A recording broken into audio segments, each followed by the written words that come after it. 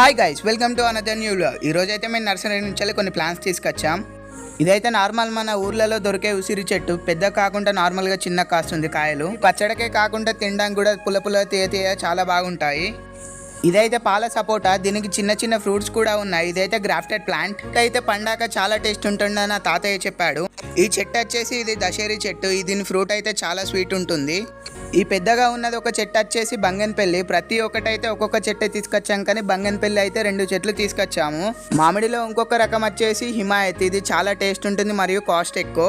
ఇదైతే చక్కెరకేళి అయితే పండు చాలా స్వీట్ ఉంటుందని చెప్పాడు. అచ్చం చక్కెర బుక్కినట్టు ఉంటుంది అన్నాక ఇదొక రకం తీసుకున్నాము.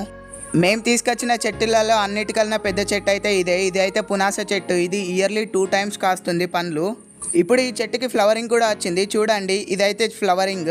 స్పెషాలిటీ ఏంటిదంటే ఇది కాయగా ఉన్నప్పుడు పుల్లగా ఉంటుంది మరియు పండుగ మారాక చాలా స్వీట్గా అవుతుంది.